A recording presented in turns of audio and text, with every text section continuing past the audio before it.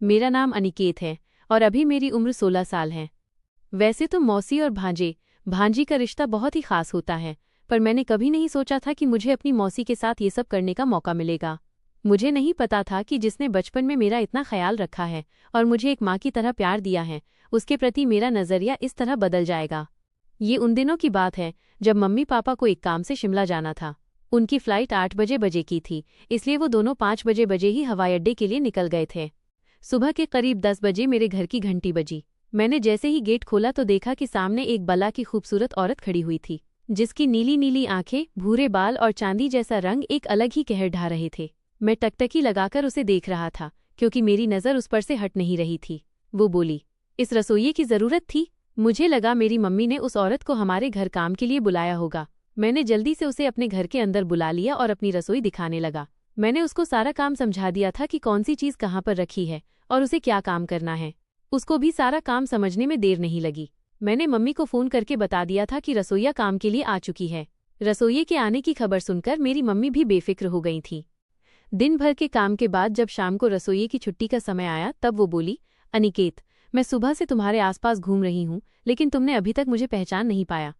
मैंने हैरान होकर पूछा, क्या मैं तुम्हें जानता हूँ? तुम तो एक काम वाली हो ना? तुम्हारी दूसरी पहचान क्या हो सकती है? मेरी बात सुनकर वो जोर जोर से हंसने लगी और बोली, मैं तुम्हारी शालिनी मौसी हूँ। तुम कितने भोले हो अनिकेत, तुम मुझे पहचान ही नहीं पाए। अब मुझे समझ आ गया था। मेरी मम्मी ने मेरी देखभाल के लिए किसी रसोइये को नहीं, बल्कि मेरी मौसी को भेजा था। मौसी ने बचपन से ही मेरा बहुत ख्याल रखा था और मैं प्यार से उनको मौसी कहकर बुलाता था। मम्मी पापा अक्सर अपने काम में बिजी रहते थे, इसलिए उन्होंने शालिनी को मेरे लिए एक आया के तौर पर रखा था। पर मुझे उनसे इतना लगाव हो गया था कि मैंने उन्हें मौसी कहकर बुलाना शुरू कर दिया था। जब बच्चा बड़ा हो जाता है तो उसे बचपन की कई सारी बातें याद नहीं रहती, और मेरे साथ भी यही हुआ था। जैसे ही मौसी ने मेरा हाथ अपने हाथ में लिया, मुझे उनके स्पर्श से मम्मी का एहसास हुआ था। मैंने उनसे कहा, शालिनी मौसी, आज मैंने इतने सालों बाद आपको देखा है, इसलिए मैं बहुत खुश हूँ। जब उन्होंने देखा कि मैंने उन्हें पहचान लिया है तो उनके चेहरे पर भी मुस्कान आ गई थी। शाम के 6 बजे बज रहे थे। तब मैंने मौसी से कहा कि घर का सारा काम हो गया है, अब आप जा सकती हैं। कल आप समय से काम पर आ जाना। इस पर वो बोली, अनिकेत बेटा, मेरे पास रहने के लिए कोई मकान नहीं है। अगर आप मेरी सैलरी में से मुझे 0 रुपये भी कम दोगे तो भी चलेगा, लेकिन अगर एक कमरे का इंतजाम हो जाता तो मेरी बहुत मदद हो जाती। मैंने मम्मी को फ़ोन करके सारी बात बता दी। तब मम्मी ने कहा कि हमारे घर में कई सारे कमरे खाली पड़े हैं, तुम उन्हीं में से एक कमरा शालिनी को दे दो। अगर वो घर में रहेगी तो मेरी फिक्र भी दूर हो जाएगी और तुम्हारी भी मदद हो जाएगी। मम्मी जान की बात मानकर मैंने शालिनी को एक कमरा दे दिया था। वो अपने साथ एक भी कपड़ा नहीं लाई थी, इसलिए मैंने मम्मी के कुछ पुराने कपड़े भी उन्हें दे दिए थे और मम्मी के कमरे में ही चेंज करने के लिए बोल दिया था। मैं तो बाहर आ गया और लगभग 20 मिनट बाद मैं फिर से मम्मी के कमरे में दाखिल हुआ, क्योंकि मुझे वहां से अपना चार्जर लेना था। पर मैं ये बात बिल्कुल भूल गया था कि वहां पर शालिनी अपने कपड़े चेंज कर रही थीं। मैंने कमरे में घुसते ही तुरंत अपनी आंखें बंद कर लीं, लेकिन मुझे वहां देखकर मौसी को कोई शर्म नहीं आई। वो मुझसे बोली, आओ अनिकेत बेटा, यहाँ आकर बैठो और मुझे बताओ कि तुम्हारी मम्मी के ये वाले कपड़े मुझ पर कैसे लगेंगे। मौसी की उम्र लगभग 35 साल की होगी, लेकिन उनका शरीर अभी भी किसी 25 साल की लड़की की तरह ही था। कुछ देर में वो मेरी मम्मी का एक ब्लैक कलर का सूट पहनकर बाहर आ गई। उस सूट में शालिनी मौसी बेहद खूबसूरत लग रही थीं। ऐसे ही कुछ दिन बीत गए और उन्हें काम पर आए हुए 15-20 दिन हो चुके थे। एक दिन उन्होंने कहा, अनिकेत बेटा, आज मैं तुम्हें नहलाऊंगी जैसे मैं तुम्हें बचपन में नहलाया करती थी। मेरे बार बार मना करने के बावजूद भी वो जिद पकड़कर बैठ गईं। मैंने कहा, नहीं मौसी, फिर कभी देखते हैं। अभी आप बस खाने पीने पर ध्यान दो, क्योंकि मुझे बहुत भूख लग रही है। इतना कहकर मैंने अपना तौलिया उठाया और स्नान घर में नहाने के लिए चला गया। अब मैं नहाकर बाहर आया तो मैंने देखा कि शालिनी मौसी मेरे कमरे में उदास होकर बैठी हैं। वो बोली, तुमने आज मेरे हाथों से नहीं नहाया, लेकिन कोई बात नहीं, अब मैं तुम्हारे गीले बालों को पोंछना चाहती हूँ। मैं उनके सामने अपना सर झुकाकर खड़ा हो गया और अपना तौलिया उनको पकड़ा दिया। मैं वहीं बैठ गया और वो मेरे बालों को धीरे धीरे सहलाने लगीं। कुछ ही दिनों में शालिनी मौसी हमारे घर में ऐसे रहने लग गई थी जैसे कि ये उनका खुद का ही घर हो। एक शाम मैं अपने दोस्तों के साथ बाहर घूमने जा रहा था, तब मौसी ने मुझसे पूछा, तुम इतनी रात को कहाँ जा रहे हो? मैंने उनसे कहा, कुछ नहीं मौसी, बस एक पार्टी में जा रहा हूँ, आधी रात तक वापस आ जाऊंगा। इस पर वो बोली, तुम मुझे इस घर का सदस्य कहते हो, लेकिन मुझे अकेले छोड़कर बाहर जा रहे हो। कभी कभी बेचारी अपनी मौसी को भी बाहर घुमा लिया करो। मैंने उनसे कहा, मैं आपको बाहर ले जाने के लिए तैयार हूँ, पर शर्त यह है कि आप इस तरह बाहर नहीं जा सकती। अगर आपको मेरे साथ चलना है तो आपको किसी लड़की की तरह तैयार होना होगा। फिर मैंने उन्हें अपनी मम्मी के कमरे से एक अच्छी सी साड़ी निकाल कर दे दी और उन्हें तैयार होने के लिए बोल दिया। जब वो तैयार होकर मम्मी के कमरे से बाहर आईं तो उन्हें देखकर मेरी आंखों में चमक आ गई थी, क्योंकि मौसी किसी हसीन परी की तरह लग रही थीं। उन्हें देखकर लग नहीं रहा था कि वो एक अधेड़ उम्र की औरत हैं। उनकी खूबसूरती मुझे उनकी तरफ खींच रही थी। उन्होंने एक मॉडल की तरह साड़ी पहन रखी थी और बहुत ही सुंदर मेकअप भी किया था। आज मैंने पहली बार ऐसी औरत देखी थी जो एक साधारण सी साड़ी में भी कहर ढा रही थी। उस साड़ी में उनका शरीर भी बेहद नाजुक और लचीला लग रहा था। मौसी ने जैसे ही अपना पहला कदम मेरी तरफ बढ़ाया, उनकी हील साड़ी में फंस गई और अचानक से वो मेरे ऊपर आ गिरी। अब उनके जिस्म की महक मेरे दिल और दिमाग पर चढ़ चुकी थी। मैंने पहली बार उनको मौसी की नज़र से नहीं बल्कि किसी और नज़र से देखा था। मैं उनके लिए एक अलग फीलिंग महसूस करने लगा था और शायद वो भी ये समझ गई थीं। इसलिए वो मेरे ऊपर से उठी नहीं बल्कि उन्होंने मुझे और कस के दबोच लिया। मेरी हालत तो बिगड़ने लगी थी और मेरा खुद पर काबू करना बहुत मुश्किल हो रहा था। इससे पहले कि हमारे बीच में कुछ होता, मैंने अचानक मौसी को अपने ऊपर से हटा दिया। मैंने उनसे कहा, आज आप बेहद सुंदर लग रही हैं और आपने जो मेकअप किया है ना, उससे आप किसी मॉडल की तरह लग रही हैं, लेकिन कृपया करके आप अपनी हील उतार दीजिए। मेरी बात सुनकर वो हंसने लगीं। कुछ देर बाद हम दोनों अपनी कार में बैठकर पार्टी के लिए निकल गए। कार में भी मेरी नज़र मौसी पर ही थी, क्योंकि वो हद से ज़्यादा हसीन लग रही थीं। पार्टी में मेरे सभी दोस्तों को ऐसा लग रहा था कि वो मेरी गर्लफ्रेंड हैं, और मौसी ने भी उन लोगों के इस भ्रम को दूर नहीं किया बल्कि बढ़ावा ही देती रहीं। उन्होंने सबसे कह दिया था कि मैं अनिकेत की बहुत अच्छी दोस्त हूँ। जब हम पार्टी से निकले तो मैंने उनसे पूछा कि आपने ऐसा क्यों किया? आपने सबको सच क्यों नहीं बताया कि आप मेरी मौसी हो? तब वो बोली, मुझे बहुत मज़ा आ रहा था, क्योंकि उस समय तुम्हारा चेहरा देखने लायक था जब तुम्हारे सभी दोस्तों को लग रहा था कि मैं तुम्हारी गर्लफ्रेंड हूँ। अगर तुम्हें मेरा मजाक पसंद नहीं आया तो मुझे माफ़ कर दो। जैसे ही मौसी ने मुझसे माफ़ी मांगी तब मैंने उनसे कहा, आपको माफ़ी मांगने की कोई ज़रूरत नहीं है। आपने जो भी किया वो इतना भी बुरा नहीं था। मेरी बात सुनकर उन्होंने कहा, अब तो तुम्हारे दोस्तों को भी लगने लग गया है कि मैं तुम्हारी गर्लफ्रेंड हूँ, तो क्यों ना अब हम अच्छे दोस्त बन सकते हैं? मैंने कहा, हाँ क्यों नहीं। तब मैंने मौसी से कहा, जब हम दोस्त बन गए हैं तो फिर बताइए, अब मैं आपको किस नाम से बुलाऊं? तब मौसी बोली, तुम मुझे सिर्फ शालू कहकर बुला सकते हो। मैंने कहा, तो चलिए शालू, अब हम घर चलते हैं। मेरे मुंह से अपना नाम सुनकर वो किसी नई नवेली दुल्हन की तरह शर्मा रही थीं। फिर हम बातें करते करते अपने घर पहुंच गए। हम दोनों बहुत ज़्यादा थक गए थे, इसीलिए घर पहुंचते ही हम अपने अपने कमरे में आ गए। अगले दिन मुझे कॉलेज जाना था, पर मुझे समझ नहीं आ रहा था कि मैं कौन सी शर्ट पहनकर जाऊं। तभी शालू कमरे में दाखिल हुई और मेरी मदद करने लगी। वो बोली, जब तुम्हारी शालू घर पर है तो तुम्हें परेशान होने की ज़रूरत नहीं है। तुम क्या चाहते हो और क्या नहीं चाहते हो, ये देखना मेरी जिम्मेदारी है। ये सब तुम मुझसे ही पूछ सकते हो, क्योंकि मेरी पसंद इतनी भी बुरी नहीं। फिर शालू ने मुझे अपनी पसंद की शर्ट निकाल कर दी। उस रात शालू मेरे कमरे में आई और मुझसे बोली, तुम बहुत थक गए हो ना, आज मैं तुम्हारे सर में गर्म तेल की मसाज कर देती हूँ। उसका हाथ जैसे ही मेरे बालों में घूमने लगा, मेरे रोंगटे खड़े हो गए। फिर धीरे धीरे उसका हाथ मेरे बालों से मेरी पीठ पर चला गया। उस मालिश से मुझे इतना आराम मिल रहा था कि मैं कब सो गया मुझे पता ही नहीं चला। सुबह जब मैं सोकर उठा तो मैंने देखा कि शालू मेरे पैरों के पास ही सो रही है। मैंने उन्हें जगाया और पूछा, आप मेरे पैरों के पास क्यों सो रही हो? वो बोली, कल तुम्हारे सर की मालिश करते करते मैं कब सो गई मुझे पता नहीं चला, और इतना कहकर अपने कमरे में चली गई। आज सुबह शालू ने मुझसे एक ऐसा सवाल पूछा जिसने मुझे सोचने पर मजबूर किया था।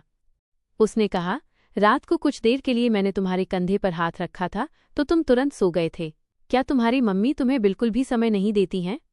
लड़कों को इन तेल की मालिश की बहुत आदत होती है, क्योंकि उनकी मम्मी अक्सर उन्हें गर्म तेल की मसाज करती हैं, पर तुम्हें देखकर ऐसा नहीं लगता कि तुम्हारी मम्मी ने कभी तुम्हें इतना समय दिया होगा। मैं शालू की बात समझ रहा था, लेकिन मैंने उसे नहीं बताया कि मेरी मम्मी को अपने काम से फुर्सत नहीं मिलती। मैंने कहा, नहीं ऐसा नहीं है, मेरी मम्मी मेरा बहुत ख्याल रखती हैं, पर कल मैं बहुत ज़्यादा थक गया था, इसलिए मुझे तुरंत नींद आ गई थी। कुछ देर में हमारे घर की घंटी बजी और जब मैंने दरवाज़ा खोला तो सामने मम्मी पापा खड़े थे। मैं उन दोनों को देखकर बहुत खुश हो गया था। जैसे ही मम्मी पापा घर में दाखिल हुए तो मेरी तरह पापा की नज़र भी शालू पर पड़ गई थी। वो उसे सर से लेकर पांव तक देख रहे थे। पापा की नज़र शालू से हटने का नाम ही नहीं ले रही थी। मैं पापा के गले लग गया। मम्मी शालिनी मौसी यानी कि शालू को बहुत अच्छे से जानती थी, इसलिए मम्मी उनके गले लग गईं। रात को जब हम सब एक साथ बैठकर खाना खा रहे थे तब मैंने देखा कि पापा की नज़र अभी भी शालू पर ही थी, पर मुझे समझ नहीं आ रहा था कि वो शालू को इतने ध्यान से क्यों देख रहे हैं। उनका शालू को इस तरह से घूरना मुझे बहुत परेशान कर रहा था।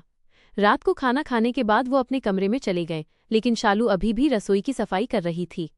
रसोई साफ करने के बाद वो अपने कमरे में चली गई और कुछ देर बाद मैं भी उससे मिलने के लिए उसके कमरे में चला गया, क्योंकि आज हमारे पास कहने को बहुत कुछ था। शालू मुझे अपने कमरे में देखकर चौंक गई। मैंने उससे कहा, आपको इतना डरने की जरूरत नहीं है, मैं अनिकेत हूँ।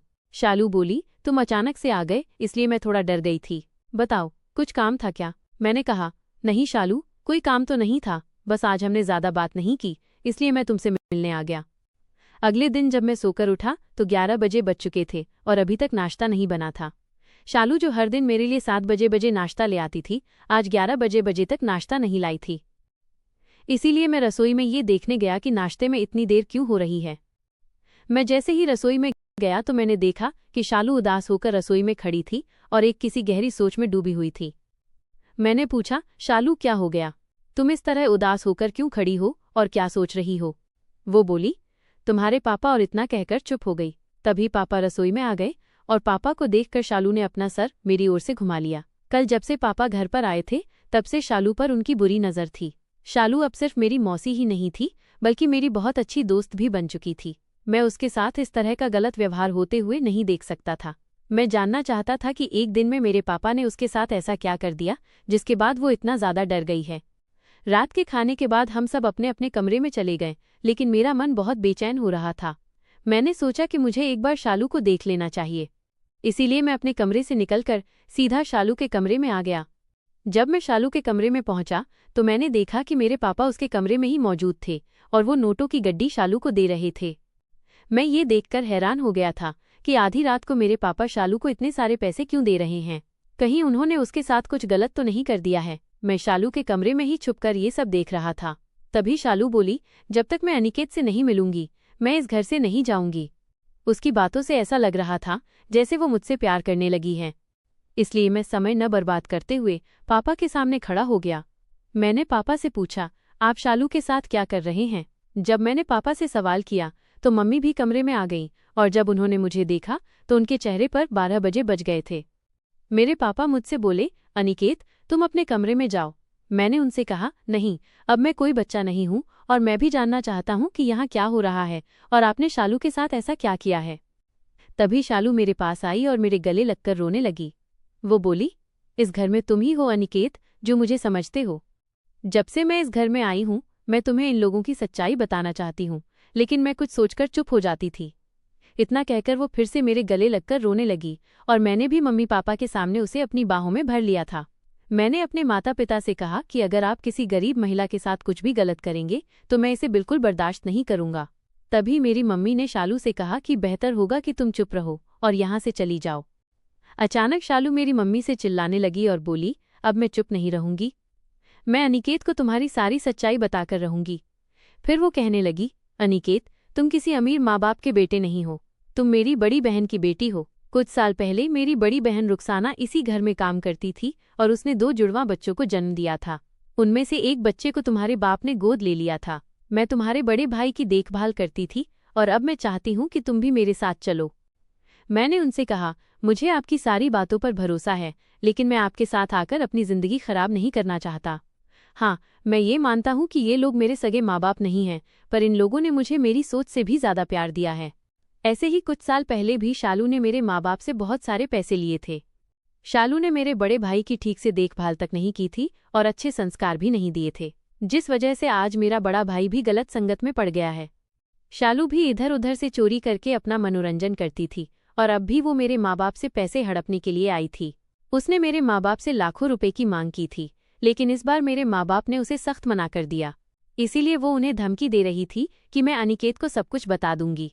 उसने मेरा भरोसा जीतने की भी अच्छी कोशिश की थी और वो मुझे अपने प्यार के जाल में फंसाना चाहती थी, लेकिन जैसे ही उसकी सारी सच्चाई मेरे सामने आई मेरे मन से उसके लिए सारा प्यार खत्म हो गया।